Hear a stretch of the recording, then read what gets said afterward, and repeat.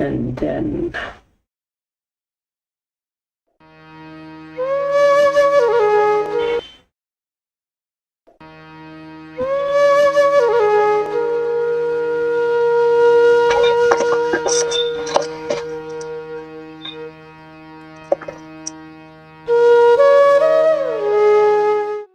okay, we are all ready, so I'll just mute the microphones. Okay, so there are two suttas. Before we start on the suttas, first thing we need to understand is that, or what we need to practice as a sati or remembrance is the two things. One is everything is conditioned and we are trying to go to the unconditioned. Okay, so conditioned by the raga, dvesha, moha, which is we can call it as desire, hatred and delusion, and the unconditioned is not having the lust or desire or greed or whatever name we can give in English, then the hatredness, and then the delusion. Okay, so not being that. So we have two things. So one is a conditioned one and another one is an unconditioned one. Everything what we see in this world is conditioned. Nothing we can see which is unconditioned. So our birth is conditioned, our death is also conditioned, our life is conditioned. The names what we give to the body is conditioned, and the body itself is conditioned, so it keeps on changing forms.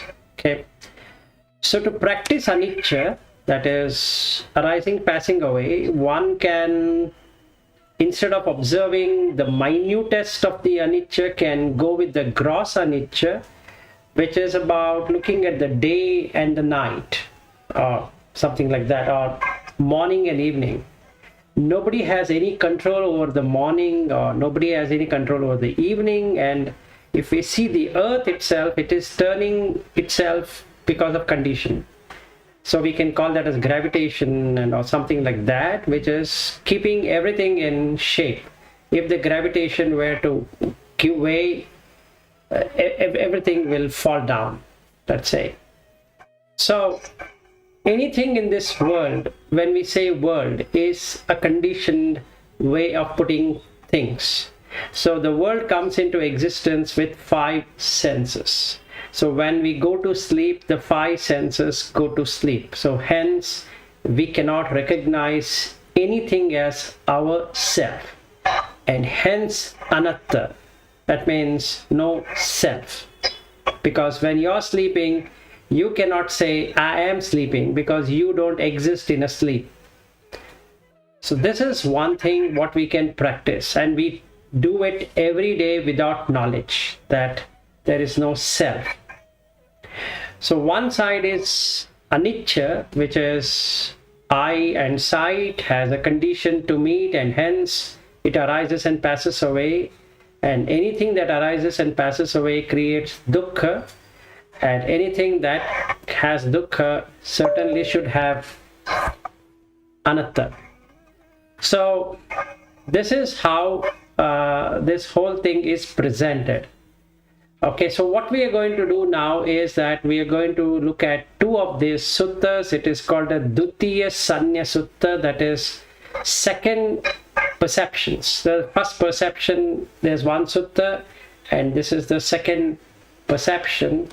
And there's another sutta, it is the Maha Dukkha Khanda Sutta, which means the longer discourse on mass of suffering. So what is suffering? And so if somebody were to know about what is really a suffering, so they can look at this sutta. And if somebody would like to know, okay, how do I perceive things, or what should be perceived, so we can go into this Anguttara Nikaya 7.49. Okay, so I'll start with this. So the first thing is that what should be perceived? Okay, what's the best way of perception? So he says 7. There are 7 things that needs to be perceived, which is going to help in a person. Let's say he started from Sotapanna to Arahat. You can develop that sanya, which will help a person to go ahead and then have an ability to reach the Arahat Phala Samappatti, which is the fruit of being an Arahat. So he starts with the first one, which is on Methuna, which is nothing but sexual intercourse. So the whole life it starts with the sexual intercourse, and that is how we are here. So, and we are continuing. So we have the intercourse, and then the children are born, and like that it keeps on going. So the first perception we need to have is that Asubha Sanya, inauspicious. So why is sexual intercourse an inauspicious thing? The reason is that it gives rebirth.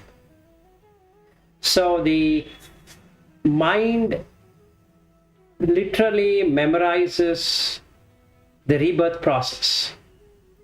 Meaning, if we really watch ourselves, how did we come into existence? We have come into existence because of an intercourse. And how did animals come into existence? They have come into intercourse.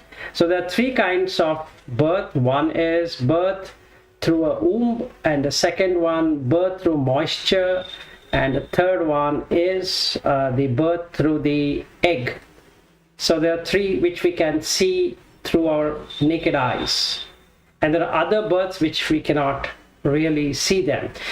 That means there are beings which will be spontaneously be reborn either in the hell realm of existence, or they get reborn in the heaven realm of existence.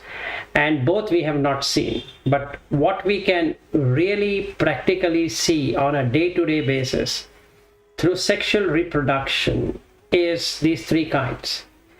So in the case of insects, they are majorly reborn through the egg or through the moisture.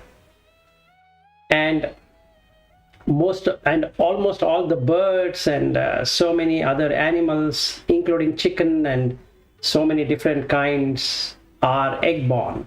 And the third one is womb. So almost all the mammals, including humans, are sexually through the womb entry.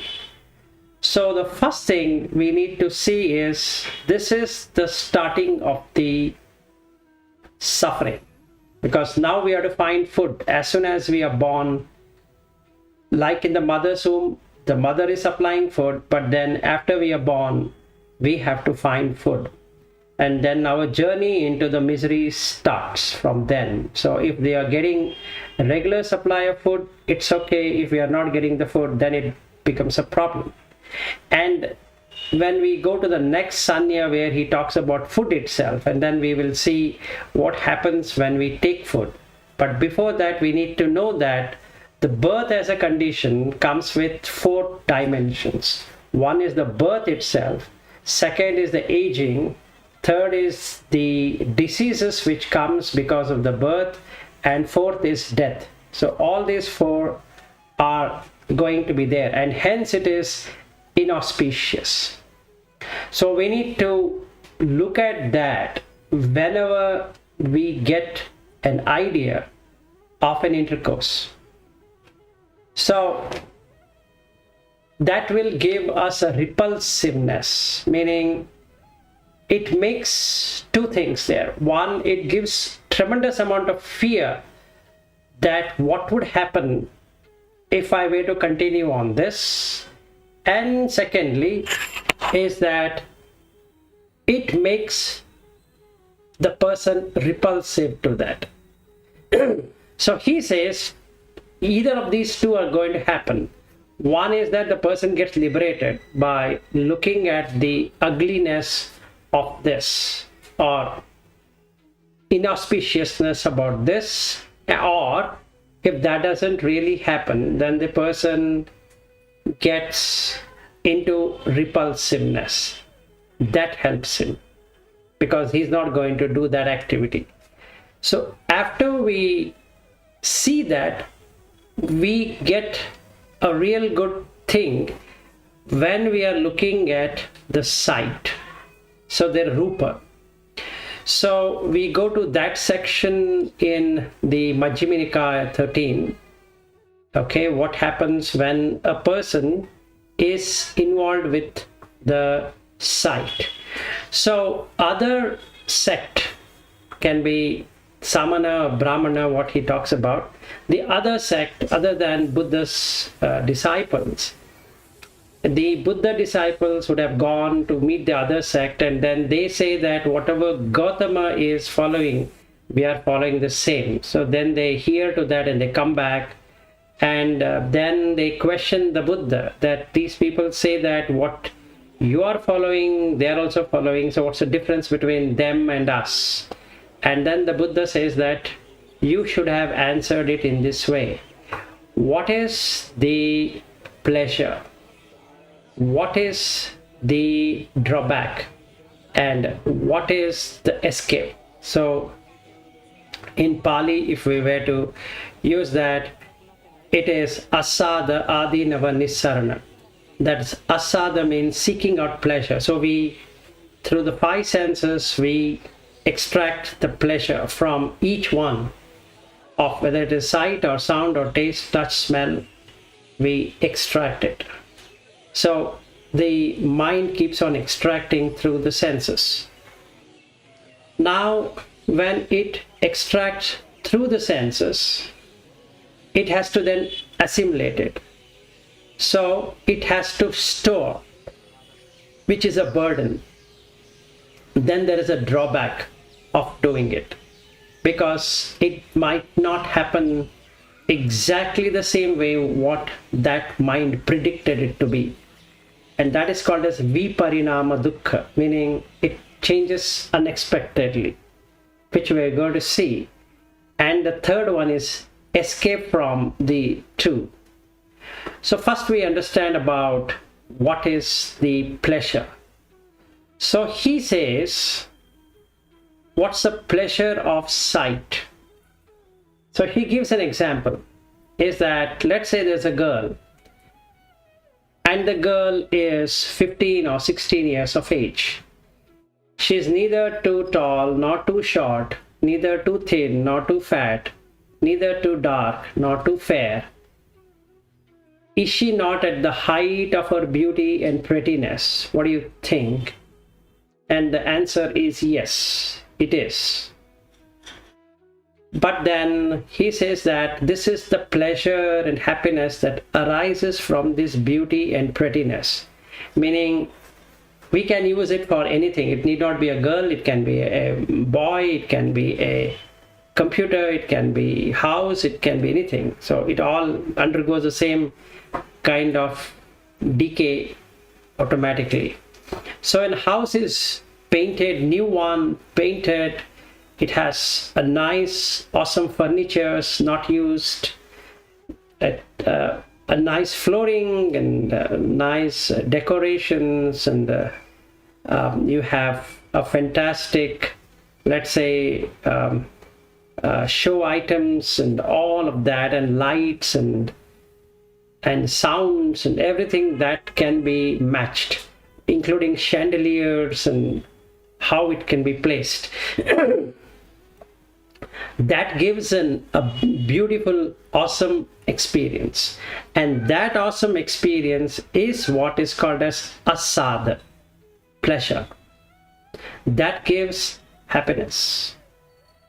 Now, he asks this question, what is the drawback?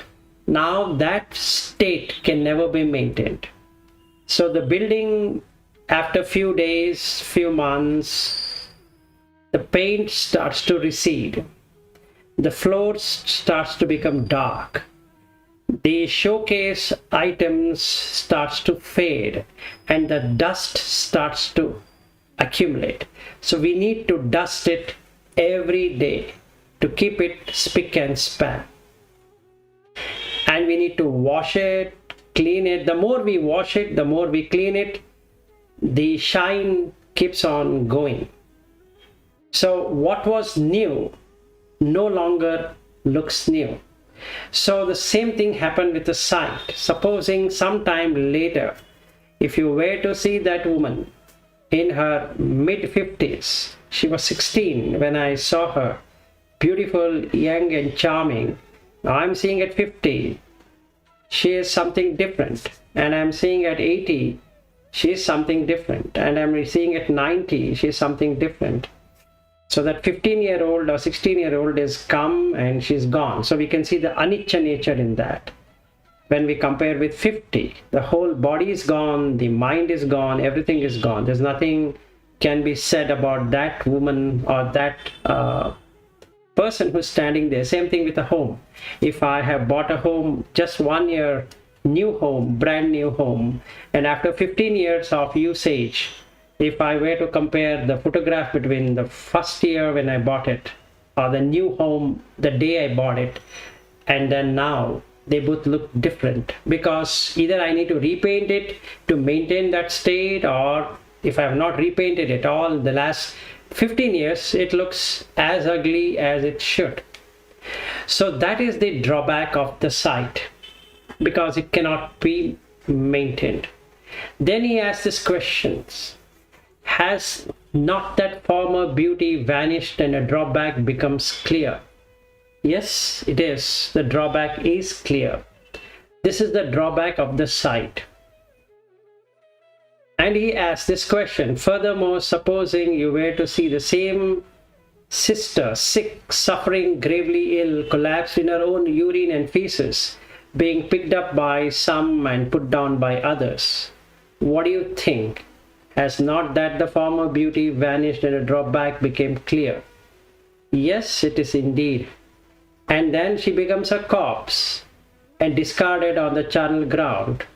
And she's been dead for 2 or 3 days, bloated, livid and festering. Isn't it a drawback? So like that he asks the question. So for the first one, about the intercourse, what we found, that is asubha sanya. If we were to practice using this, that is the MN13, this portion of it added to that, will make one fear of the consequences, because the consciousness can re-establish itself in another body, and the objective is not to get into that condition. So the person can work out on this asubha, which is the inauspicious, or here it is written as ugliness, so that it draws back the mind from the sexual intercourse. So they shrink away, turn aside, and don't get drawn by that. And then he says, develop the second one. Before that, he covers that I'm still interested in it, so why am I interested in it? That means I have still not seen the drawback. So I need to go back to MN13 to practice the drawback. So whenever this impression that I need to have a woman in my life or a man in my life for sexual gratification, immediately I need to remember that my mind is not settled. There's no difference between my former self before Buddha's teaching and now. So I need to do something to practice. So the practice here is see the defect. So if we come into MN13, we can see the defect, that how the body goes into a different approach altogether, and all the sensual things like home or can be whatever we would like to take is going through the same thing. Then he talks about the second one, meaning the death itself. So he says, take the death for contemplation. That kills the sensual pleasures completely. Okay, because it removes the idea of living, meaning attachment to living. So what is death? So let's probe a bit on that. So here we can look from anicca perspective, wherein the day happens and the night happens. We are just a witness for the day and the night. Nothing that anybody is doing to change the day into night or night into day. Nobody can do that. And neither anybody is doing anything with the sun or with the moon or with the planets or with earth or anything. They all are doing what they are doing. It's not that I am doing something to make that a day and something to make it as a night. So even if I were to go to Las Vegas, they put a nice ceiling which shows that it's always day for gambling, but when I come out, I can see it is night. So people cannot be fooled if they don't want to be fooled. So when I see that the days are moving away, it means the aging is happening, which is equivalent to death. So yesterday is completely gone. Nobody can do anything about yesterday and 1 month ago or 1 year ago, like that. And the present moment leads to the past moment, and I can anticipate a new moment called as future. So when I look at death, want to contemplate death, I need to look at how the mind is playing between past and future, because they both are going to die. So then I need to do something about observing death, like in the night. So when I go to sleep, the I is gone. There's nothing left in that I. I cannot recognize, there are no senses, there are no sense objects, so nothing is visible. Nothing can be heard, nothing can be touched, nothing can be smelled, nothing can be tasted, and nothing can be thought also. And that number of hours, there is no time and space dimension. So when I develop it in a way to look at the death situation happening to the I, myself, in the night, gives me a knowledge that death would be in this way. That is, it removes the complete conditioning, whatever so far I had from morning till the time I hit the bed. So that removes the attachment to life. So this needs to be practiced. So to practice that, I need to again go back to this MN13 and go to the sensual pleasures.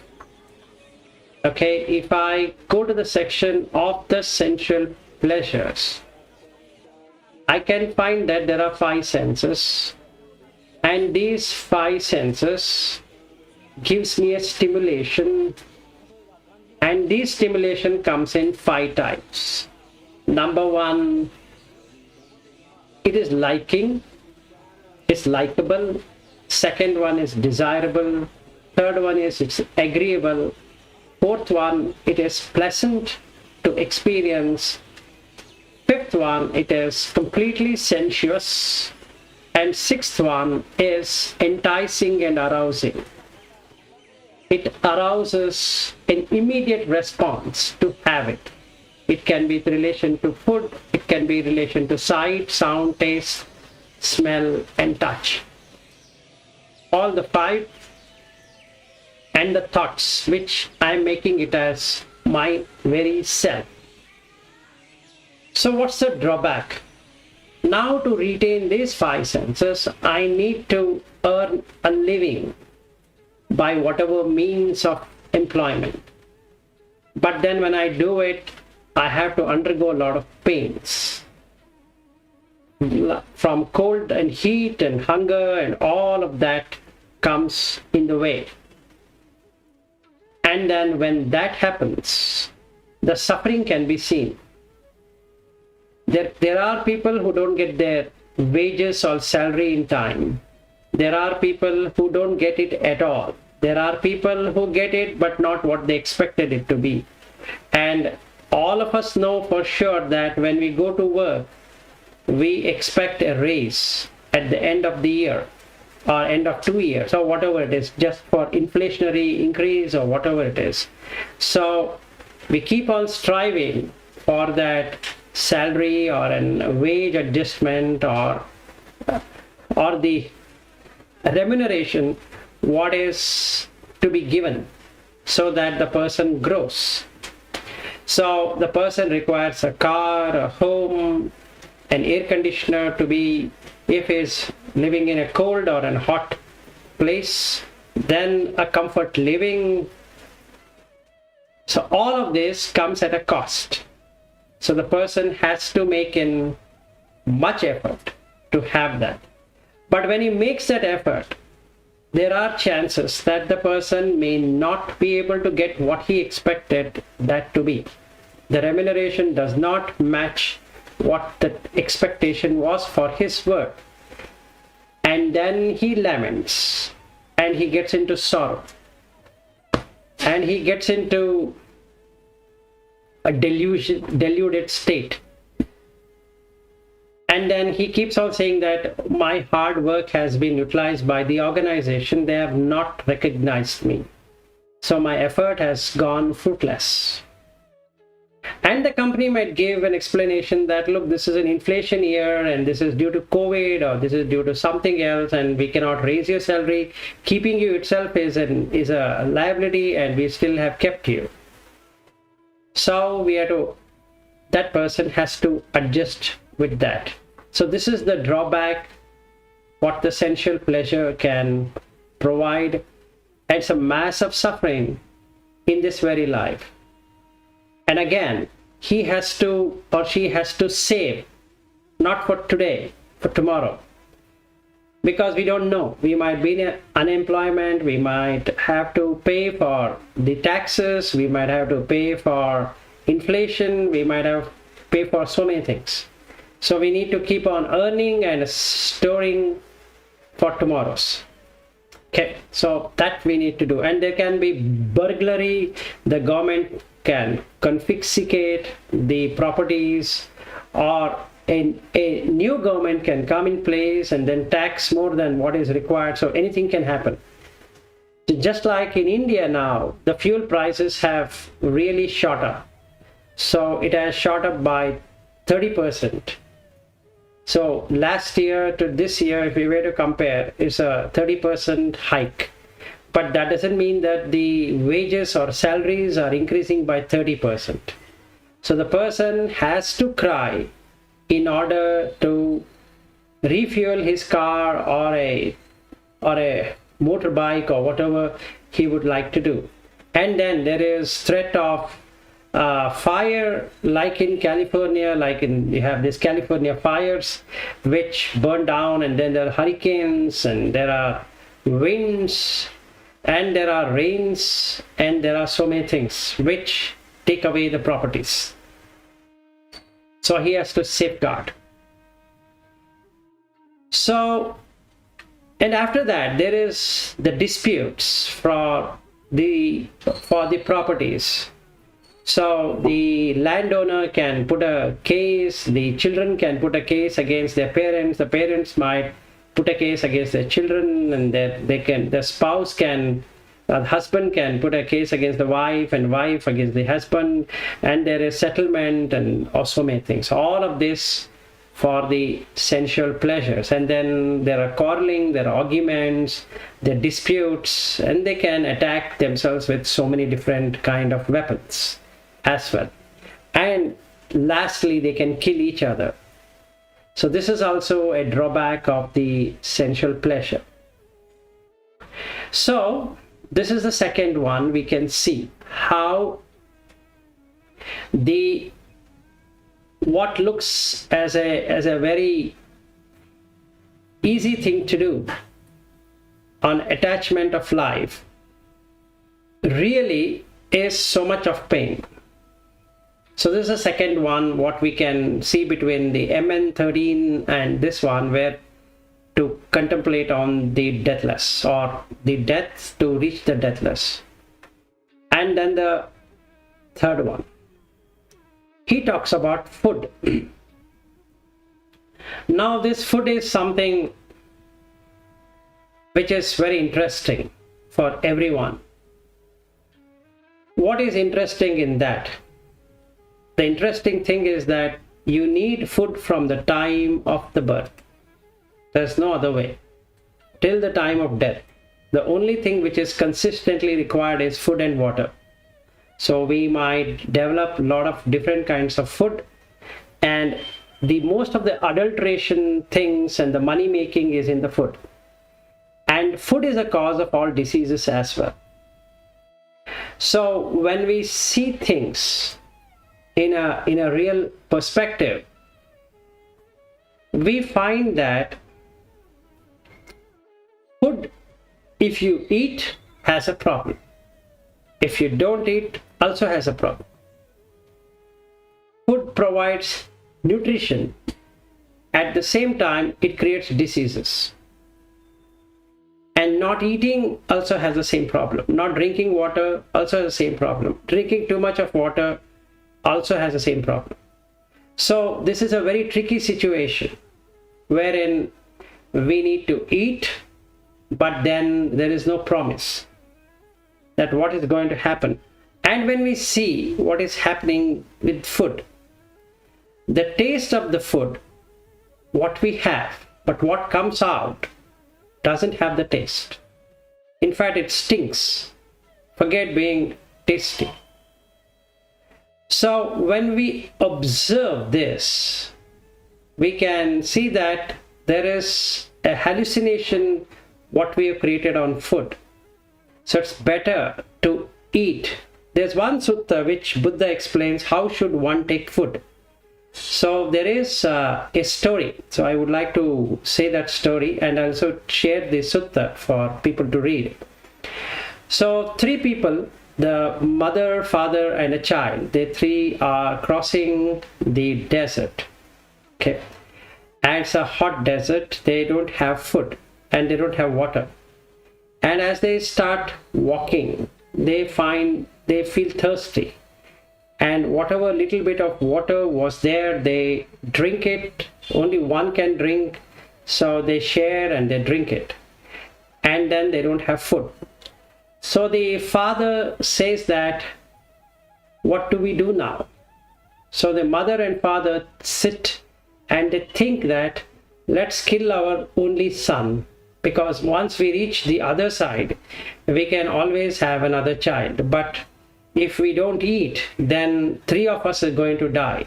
So instead of 3 deaths, 1 death is sufficient. So this is the illustration given in the sutta. So what he says is, consider every food you are eating as you don't have a choice. You absolutely don't have a choice, because you cannot promise what the food is going to do for you. It can damage your body or it might build up your body. It might cause constipation, it might cause loose motion, it can cause dysentery, it can cause cholera, it can cause any kind of diseases. And nobody can promise anything about it. So what Buddha says is that create a repulsiveness for food. Don't love food. If we do that, he says, it creates a craving. And the craving is the one which creates rebirth. So it's better that we work out in a way that why we are eating food. It's only for sustenance. So the Paccavekkhana, what he talks about is that you are having food only for sustaining this body, because it has 2 pains. One is thirst, one is hunger.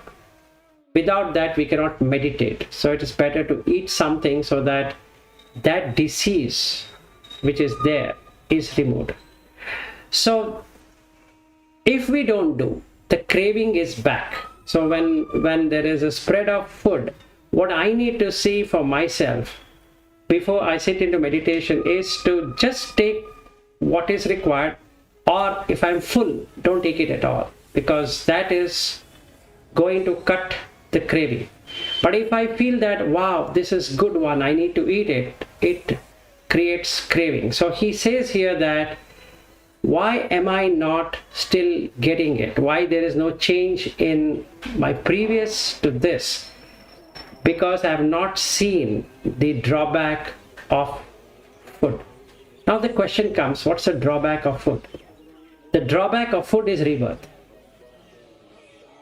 Because we are going to be reborn, irrespective of what the food it can be, because food is the one thing which is required for all beings. So there is one sutta, again he talks about what is the one thing. He says, Sabbaye Satta Aharattika. That means all beings are sustained by food. So food is one thing. If there is a being, it requires food. That's the only thing. It can be anything, but it requires food. It can be whatever kind of food, but it requires food. So he says, this is why I said. Now when we go to the MN13, food creates feeling. So if I am heavy, if I have eaten heavy, it makes me slow, it makes me sluggish, it makes me sleepy, and it makes me feel tired. If I have not had food, then it's going to be irritated, it's going to be giving headache, it is going to create a lot of body pains everywhere, and I will not be able to meditate, or I will not be able to do anything about investigating.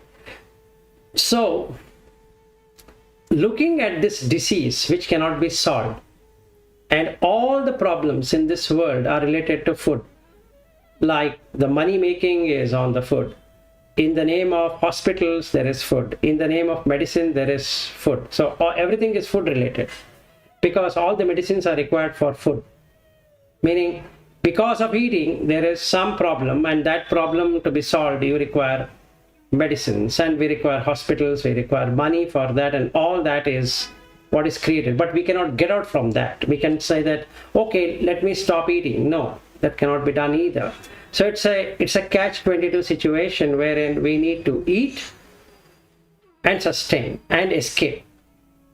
So he says we need to look into the nissarana, the escape. Escape here is not to get attached to food. So the craving for food is going to be an extremely hard to leave, because everywhere we find food.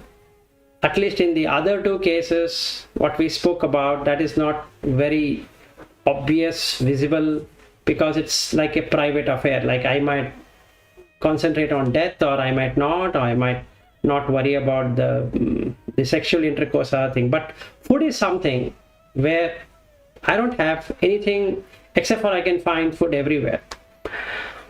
So we need to break that perception that I need to have good food and come up with the food. So when I have worked on this, the fourth one is a most interesting thing. It is about having a perception of, first we need to understand the word about the anabhirata sanya. Sanya is perception, anabhirata. Abhi means higher, rata means delighting, anabhirata means not delighting in a higher way of enjoyment. So most of the senses, sense pleasures, what we get will get into value stream. So we create a value stream for everything. So we have organizations and we number them by their revenue or whatever it is. Then we have the countries, we measure them by the GDP or some other way of indexing it. And we have countries where we say that this country is beautiful, that country is ugly, and all of that. So we have a way of creating this distinction so that I feel proud of being in that place or in that situation or something like that, create the world. So when we create a world, everything comes into existence. It creates only craving for that kind of existence. It removes the truth. The truth is, everybody is hungry, everybody requires food, everybody requires water, everybody suffers due to sun, everybody suffers due to cold, and everybody suffers due to job not being there, job being there, or whatever. The work is not productive, or they don't like the things what are happening, and then there are a lot of challenges. But it is covered by this abhirata, meaning delighting, excessively delighting by creating values which really doesn't exist. So it gives a shine. So when we have this abhirata, it shines.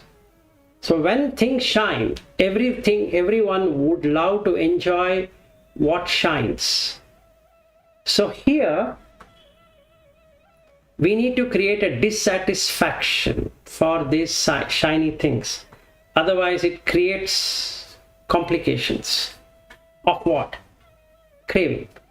Just like food, this one also creates that kind of perception that I need to possess it. So when the person is doing anabhirata, that means he's seeing things as they are. He sees that there is a flaw in the value that really doesn't exist. It's just named, but actually there is no value. Like the currencies what we use. So we put a dollar at one value, we put a cronier at another value, we put rupee at another value, we put something else like dirhams at another value. So we've created a value stream, and we say this is a higher value, this is a lower value, this is this value. That is called as abhirata. When we do an anabhirata, means currency is required for buying and selling. So whatever is required I'm buying, and it is for my consumption, because there is no other way of living than buying.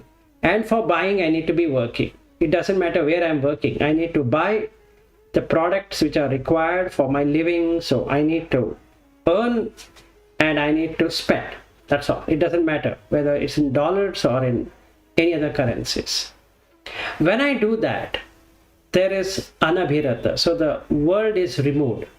So I develop a dissatisfaction with the whole world because it is covered up by value stream. And with dissatisfaction or with anabhirata, that is distaste for the world, that I'm not creating a value stream, I am able to remain in equanimity. In that way, the shiny things, loka chitresu, chitra means picture, so loka means world, so worldly created picture, that it's very nice, it's so good to be there, and something like that goes away. Because what one sees is that there is the same rocks and the same sand, and there is the same road or whatever it is, paved road or not paved road, whatever it is all created. They're not really there as is. It's all modified.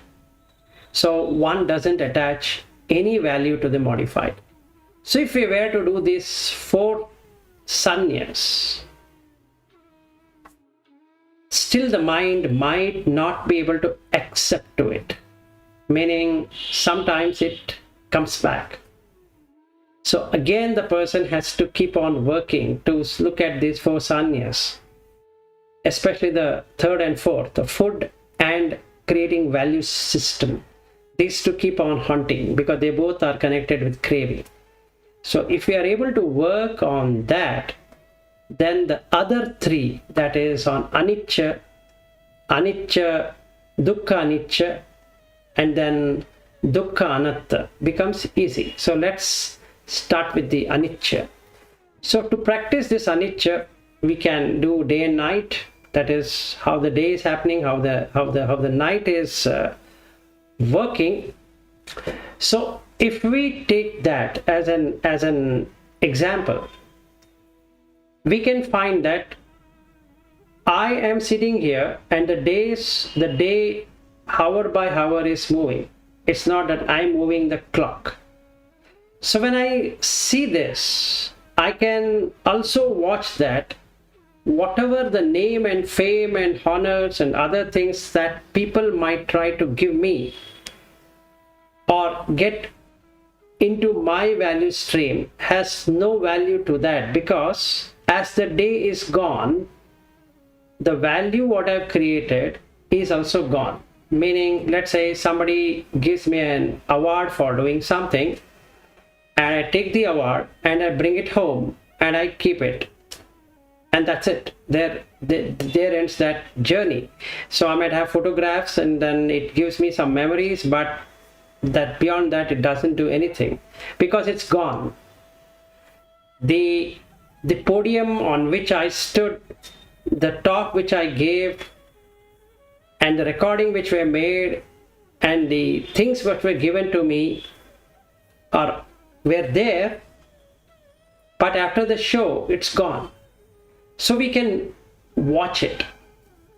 So when this can be seen using day and night, that is, the day I work on all of this and in the night it is removed.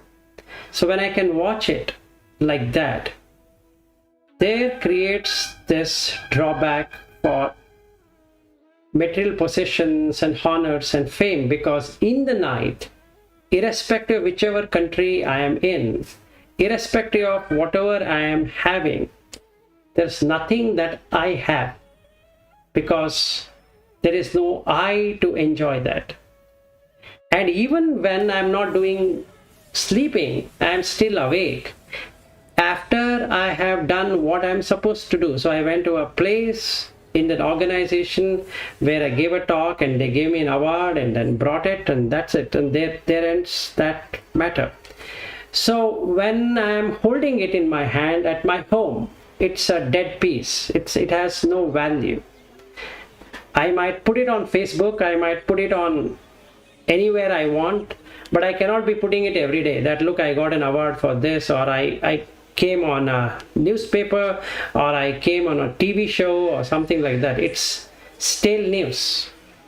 And I doubt whether anybody would love to read yesterday's newspaper when today's news has come. So nobody has any interest towards it, which clearly shows anicca, right? So nobody sees that. So when we see this happening, we can withdraw. We can easily see that there's a drawback on this. The more the drawback we can see, the more I can withdraw from the material possession. This is the major thing for becoming or to reaching the Sakadagami, which is the second stage. So after Sotapanna, if I can verify whether I am a Sakadagami or not, the one thing I need to verify for myself is, if there is a material possession at this place, do I feel this is mine, or do I feel I have bought it, or do I feel it is connected to me? If I feel yes, then I still in a Sotapanna state. So I need to work it out. If not, then I have moved into Sakadagami. So this is one good way to see whether how far the anicca sanya has developed. That is arising and passing away, or we call it as impermanence, or whatever we would like to call that as, but how far has it really developed?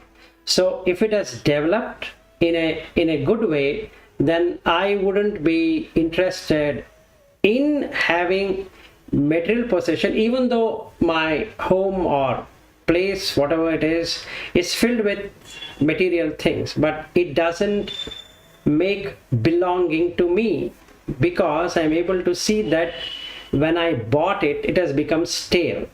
And that is the truth. So whether I have a computer at home or whatever, it goes into maintenance, meaning I need to have an AMC and need to verify whether everything is okay, or if I have a car, I need to do servicing and all of that. So it can be seen that it's completely anicca. It's not something which shows that it's going to be like that forever.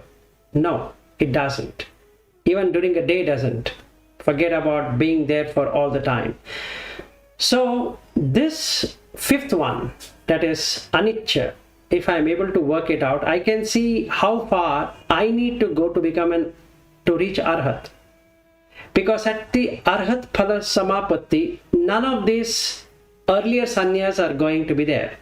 So I would be refraining from the first one, I would be refraining I will be completely looking at the second one. I wouldn't be eating at the third one, or I wouldn't be looking at the world, enjoying the world with all its name and forms and then the value stream and all that. And that helps me to look at anicca till the Arahat. So if that really works in a good way, then it increases my state of the sixth one, that is suffering. Now I really see suffering, because from the first to fourth it's all suffering. Now the fifth one was an eye-opener that it arises and passes away. And the sixth one, now I'm able to see the suffering in anicca. So anicca dukkha sanya, what it really means. It means if something is arising and passing away, or if we use the English translation of impermanence and a Pali or a Sanskrit translated one like anitya, if we were to use that also, it works. Because if something is not going to stay with me at all for the whole day, then that is the dukkha, because I don't have anything to possess. And when I cannot possess, then what is that I am trying to do? By mentally possessing things, which makes no sense. So that if it dawns on me, then it removes four things of it. One, it removes the sloth, because this is one of the hindrance. Sloth is one of the biggest hindrance what I'm going to get when I'm trying to meditate or analyze as in vipassana. If I want to understand what is happening, it doesn't allow. It makes me doze off, or it makes me sleepy, or it makes me tired, or it makes something out of it, out of sloth and torpor. So torpor is more of a mental thing, and the sloth is more of a physical thing. So I might doze off, or I might start yawning, or I'm not able to understand the Dhamma itself. So anything of that can happen. So if I see dukkha, and immediately the sloth is removed, and with sloth removal, laziness is gone, and with laziness, slackness and negligence is gone, and I get into commitment. So the lack of commitment is also gone. I see somebody holding a knife at my throat. So that is the dukkha what I can see, because of the death, which is the second one. I don't know where I'm going to be reborn. So isn't it right for me to look at the anicca and dukkha? Because if I am not meticulous in this, if I am having the negligence even a little bit, the consciousness will get established wherever the next journey is all about. It doesn't matter what I was doing earlier. And nobody has any idea on what time the consciousness is going to depart. None of us know our death. So contemplating on death creates the urgency, and contemplating on the anicca and the anicca dukkha creates that strength to do it urgently. So this urgency of death creates the necessary conditions for removal of the sloth and torpor and laziness and all of that, because now there is no way I can postpone it to tomorrow. So the first thing that happens in my life, if I were to implement till here, is that I stop believing in tomorrow. I start believing only today. What I can do tomorrow, let me do it today. If what's a guarantee that I'll be waking up tomorrow? So I don't want to waste my time. So that dukkha of where I will be born is going to remove many things, including the defilements, right, of the lobha, dvesha, moha, raga, dvesha, moha, whichever way we want to take it. And that helps in achieving Nibbana. So basically, by bringing the mind closer to death, which it believes that the death is something is going to happen when I reach 80 or 90 or whatever number of years, it creates the necessary condition to review it right now, like a killer with a drawn sword can hit me at any time. So the danger here is, if I am not prudent enough to look at the dukkha or the dukkha satya, the first noble truth, then this consciousness can get out of this body and get re-established anywhere it takes. That's the biggest pain. It doesn't matter whether I was a Buddha follower or I had reached a certain state or I was doing so many things, it doesn't really matter. So the first thing that is going to happen if I practice the sixth one, fifth and sixth one, especially the sixth one, I stop believing in tomorrow. So with the tomorrow gone, there is no past, that is yesterday. So what remains is only today. And whatever I need to do today, I will diligently do it. So if there is a tomorrow, it's a bonus. Fine. I get another chance to work out. And if there is another day after that, great. Another chance, another chance, another chance. So what I'm doing now is that I'm creating necessary condition for Nibbana all the time. So the mind doesn't establish elsewhere. So if I do this sixth one, the seventh sanya cultivation is easy.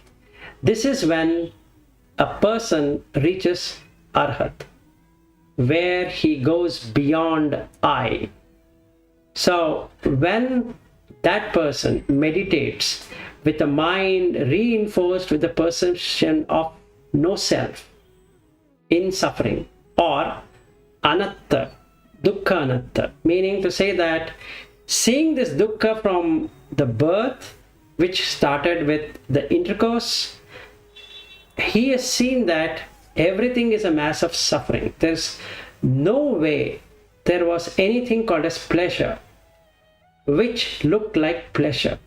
So the three pleasures, one sensual pleasure through the pleasure of the sight, and a third the pleasure of feeling, which will be going there. All these pleasures, that is asada, goes away. With that, adhinava is seen, that is the drawback is seen. Then the mind establishes in nissarana, which is escape. So it escapes death and reaches deathless, because I making, the mind making, and the conceit for this body and the mind and the five senses which we started with is gone. So it is very peaceful and free. So what we covered just now in this sutta is about starting from Sotapanna. We saw the drawback, or we first saw what is a pleasure, what is the drawback, and what is that you can escape. We are yet to cover the escape part, but we looked into these two. So we know these are our drawbacks and this is what the pleasure is. Now one pleasure we get is jhana. So he talks about, let me finish that and we come back. So he talks about the pleasure of jhana. So we'll go to that section in this Sutta. Okay, one second. He says, what is the gratification of feeling? It is when a mendicant, this is for a bhikkhu, quite secluded from sensual pleasure, secluded from unskillful qualities, enter and remain in the first absorption, which has a rapture and bliss born of seclusion, while placing the mind and keeping it connected. At that time, a mendicant doesn't intend to hurt themselves, hurt others, or hurt both. They feel only feelings that are not hurtful. Freedom from being hurt is ultimate gratification, I say, of feelings, I say. Furthermore, a mendicant enters and remains in second absorption, in the third and the fourth. And he says that freedom from being hurt is ultimate gratification of feelings, I say. And then he says, what is the drawback of this feeling? There's a big drawback is, today I'm able to attain all the 4 jhanas, but tomorrow I might not be able to do it, because there are some hindrances. So now there are 4 things I need to always do in order to get into all the 9 jhanas. That is 4 of the material realm and 5 of the immaterial realm. If I were to do all the 9 jhanas, I need to have ensured that the 10 immoral deeds doesn't come in the way. Then I need to be able to watch with awareness in all the postures. Then I need to make sure that the hindrances are removed through the removal of the senses and the sense object. So I need to have the control over the senses so that the sense doesn't go and attach to the objects of the senses. So the sight or the eye doesn't connect to the sight, the ear doesn't connect to the sound, like that. And then remove the 5 hindrances. If I'm able to do that, then I can attain 4 jhanas without any problems. If I attain all the 4 jhanas, it opens up the space. So I can experience infinite space. And then I can experience infinite consciousness. Then I can go into nothingness. Then I can go into neither perception or non-perception. But the last one, if there are hindrances, cannot be met. So at least 8 jhanas I can do. But yesterday I did it. Today it's not possible because there is a drawback. What's the drawback? Because it is also conditioned by anicca and dukkha. And it is viparinama dhamma. That is, yesterday my experience need not correspond to today's experience at all. So that's the biggest drawback of feeling. So now what I should do then? I need to look at removing or finding the escape route from the beginning. So the escape route of sensuality is just observation. I shouldn't name anything on the senses. Sound is just a sound, sight is just a sight, taste is just a taste, smell is just a smell, touch is just a touch, thoughts are just a thought. Then coming to the sight, that is rupa. When I look at with the rupa, then what happens? I get attracted by the rupa. But how do I